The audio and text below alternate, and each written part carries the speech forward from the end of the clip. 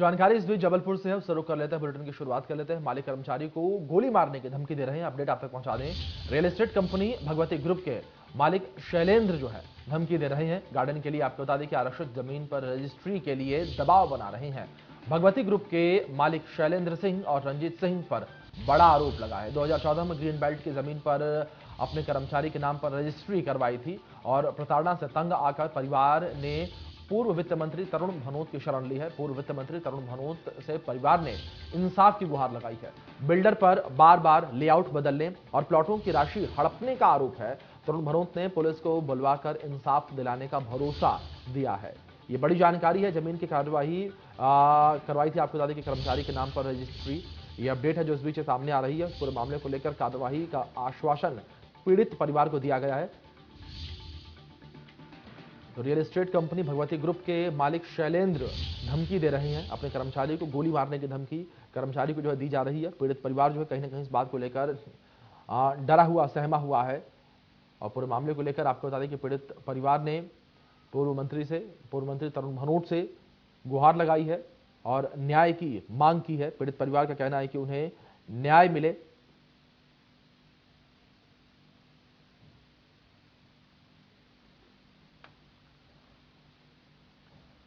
तो जानकारी आप तक यह भी पहुंचा दें कि आदिपुरुष फिल्म को लेकर देश भर में बवाल मचा हुआ है। इसको लेकर छत्तीसगढ़ में भी विवाद हो रहा है। इस फिल्म को बैन करने को लेकर सीएम भूपेश बघेल ने बड़ा बयान दिया। सीएम भूपेश बघेल ने कहा कि जनता की मांग आएगी तो आदिपुरुष को छत्तीसगढ़ में बैन करने की बात सोची जाएगी।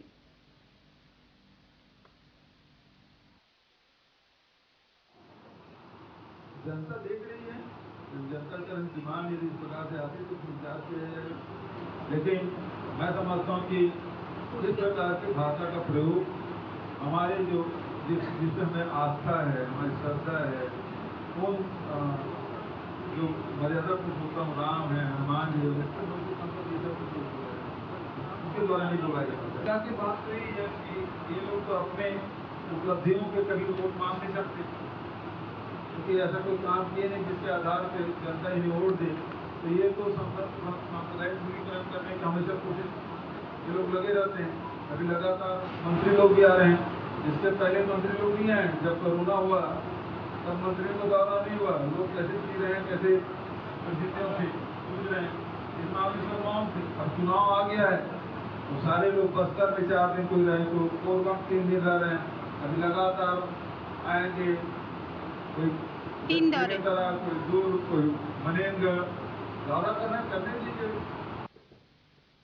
तो वहीं छत्तीसगढ़ विधानसभा चुनाव में अब कुछ ही महीने बाकी हैं। चुनाव को लेकर प्रदेश कांग्रेस पार्टी सत्ता में फिर से आने के लिए तैयारी में जुट गई है। इसे लेकर लगातार विधायक, नेताओं, कार्यकर्ताओं सहित जनप्रतिनिधियों से चुनाव को लेकर बैठक कर रहे हैं। तो वहीं आज मुख्यमंत्री भूपेश बघेल रायपुर स्थित ग्रैंड नीलम होटल में कांग्रेस के प्रशिक्षण शिविर में शामिल होने के लिए पहुंचे। इस दौरान सीएम भूपेश बघेल ने कहा कि कांग्रेस के इतिहास के साथ आरएसएस के इतिहास के बारे में भी बताया जाएगा। कांग्रेस का इतिहास और कांग्रेस के नेताओं का योगदान आजादी के पहले और आजादी के बाद देश के नवनिर्माण में क्या क्या भूमिका रही है, जिससे आज हम लड़ रहे हैं। हमारी कोई व्यक्तिगत लड़ाई नहीं है, लड़ाई है वैचारिक। उनके विचार क्या हैं और हमारे विचार क्या हैं, हमारे नेताओं और उनके नेताओं के योगदान क्या है, इन सारे विषयों को पार्टी पदाधिकारियों को अवगत करवाया जा रहा है।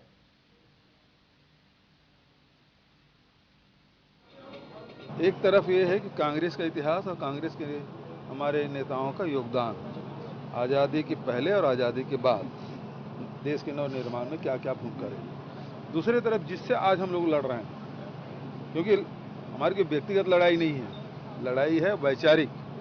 तो उनके विचार क्या हैं और हमारे विचार क्या हैं, हमारे नेताओं के योगदान क्या रहा, उनके नेताओं के योगदान क्या रहा, उनकी भूमिका क्या रही, इन सारे विषयों को पार्टी पदाधिकारियों को अवगत कराया जा रहा है। और यूपीए सरकार की उपलब्धि और छत्तीसगढ़ सरकार की उपलब्धि और बूथ मैनेजमेंट, इन सब के बारे में प्रशिक्षण दिया जा रहा है।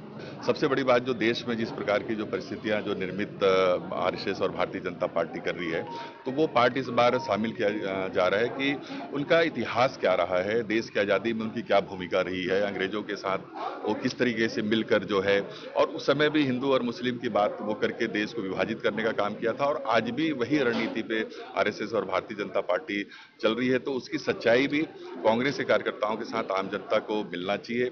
कांग्रेस के जो हमारे जो इतिहास है, में जो बहुत से नौजवान साथी हमसे जो जुड़े हुए हैं, खासकर NSY यूथ कांग्रेस के माध्यम से जो आते हैं, तो कांग्रेस ने इस देश की आज़ादी से लेकर आज तक क्या किए हैं, उनकी क्या भूमिका रही है, कांग्रेस की क्या नीतियां रही हैं, उस विषय पे क्या नाम से दिया जाएगा।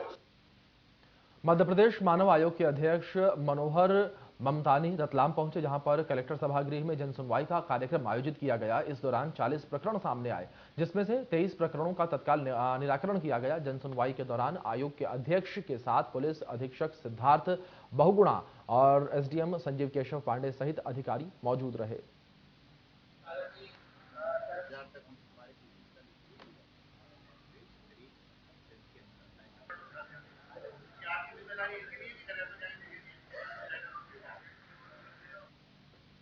जबलपुर शहर में बीजेपी नेता के दफ्तर में हुए गोलीकांड मामले में पीड़िता ने परिजनों ने संजीवनी नगर थाने के बाहर जमकर हंगामा किया है और अब तक FIR दर्ज न होने पर आक्रोश जताया।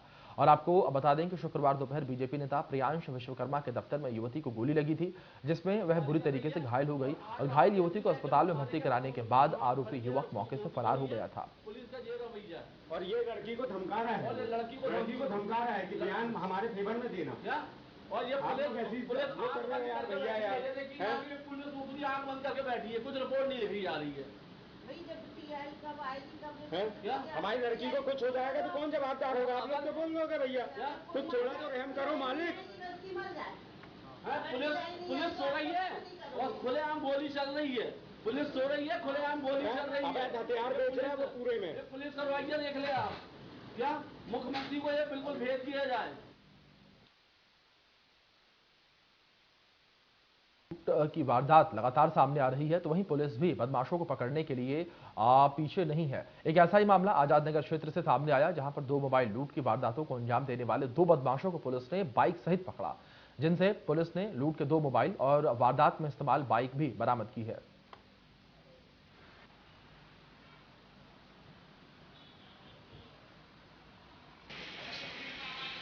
कोई आया थे क्राइम वाला लेकिन क्राइम चल रही। अच्छा, क्राइम चल रही।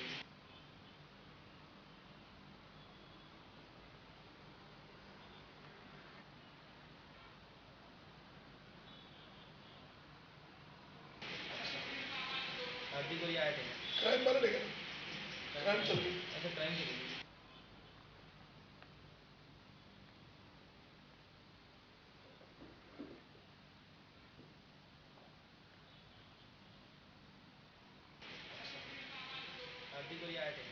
वाला लेकिन शामर पुलिस ने बड़ी सफलता हाथ लगी है पुलिस को, जिस तरीके से पुलिस ने यहाँ पर शातिर चोरों को गिरफ्तार किया है और ये आरोपी जो है मोबाइल चोरी की वारदातों को अंजाम दे चुके हैं। इनके पास से 2 मोबाइल फोन भी जब्त किए गए हैं चोरी के। इंदौर के गुमास्ता नगर स्थित श्री तिरुपति बालाजी मंदिर में अमर्यादित कपड़े पहनकर आने पर प्रवेश निषेध किया गया है।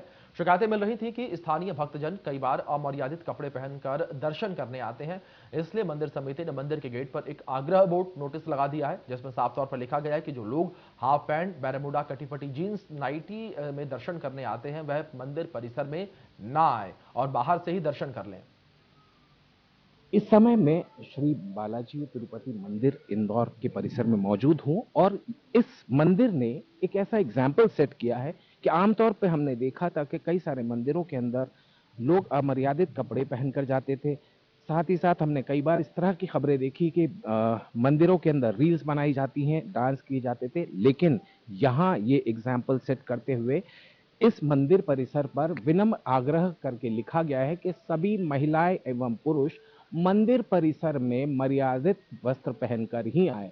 छोटे वस्त्र जैसे half pant, bermuda, mini skirt, night suit, कटी-फटी जीन्स आदि पहनकर आने पर बाहर से ही दर्शन करें। यानी जाहिर सी बात है, ये सीधे तौर के ऊपर लिखा गया है कि आप मर्यादित कपड़े पहनकर आएं, क्योंकि यहाँ मंदिर के जो लोग हैं, मंदिर प्रशासन के जो लोग हैं, उनका साफ तौर के ऊपर ये कहना है कि जब आप किसी की आराधना करने पहुंचते हैं तो उस आराधना में मर्यादित कपड़े पहनना चाहिए। और जाहिर सी बात है, इस चीज का इंस्ट्रक्शन जब लिखा गया है तो यहाँ के जो स्थानीय लोग हैं वो भी इस बात से सहमति जताते हुए नजर आते हैं कि इस तरह की चीजें हर मंदिर के अंदर होनी चाहिए, ताकि जो मंदिर की मर्यादा है, आराधना की मर्यादा है, उसका पालन किया जा सके और उसे ठीक तरीके से निर्वहन किया जा सके।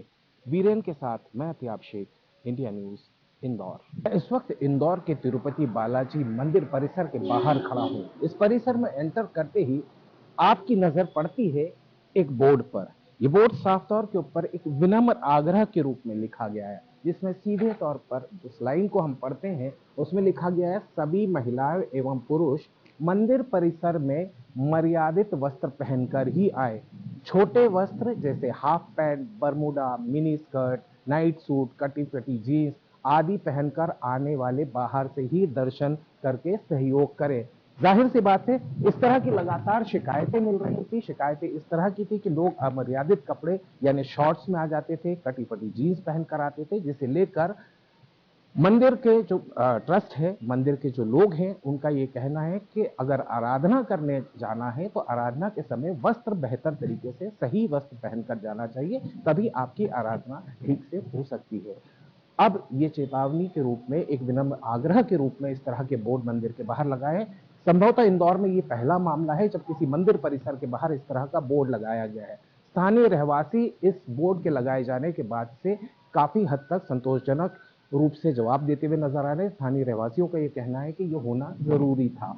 अब दूसरा मसला ये खड़ा होता है कि जब इस तरह की शिकायतें बाहर से भी आ रही थी, हमने देखा था महाकालेश्वर मंदिर के अंदर भी कई सारी शिकायतें ऐसी आई थी कि लोग वहां पर रील्स बना रहे थे, वहां पर फोटोशूट कर रहे थे, जिसे लेकर उस वक्त वहां के प्रशासन ने भी आवाज उठाई थी। लेकिन अब इंदौर में इस तरह का ये बोर्ड निश्चित रूप से कहीं ना कहीं एक एग्जाम्पल सेट करता हुआ नजर आ रहा है कि जब आप आराधना करने जाते हैं, जब आप पूजा करने जाते हैं, तो कृपया अपने कपड़ों का ख्याल रखें। वीरेन के साथ मैं त्याग शेख, इंडिया न्यूज, इंदौर। इंदौर के प्रसिद्ध खजराना गणेश मंदिर की दान पेटियों से हर बार की तरह इस बार भी बड़ी संख्या में भक्तों के पत्र निकल रहे हैं, जिनमें भक्तों ने भगवान गणेश जी से अपनी मनोकामना पूरी करने की अरदास की है। भगवान से अर्जी में कोई शादी कराने की तो कोई बीमारी को खत्म करने की अरदास कर रहा है। तो वहीं अब तक 1,64,00,000 रुपए की दान राशि भी प्राप्त की गई है और अभी भी कुछ दान पेटियों को खोलना बाकी है। इस बार दान पेटियों से बड़ी संख्या में विदेशी मुद्रा भी निकल रही है, जिनमें बड़ी संख्या में डॉलर, पाउंड, दरहम, नेपाली मुद्रा और सोने चांदी के आभूषण भी शामिल हैं।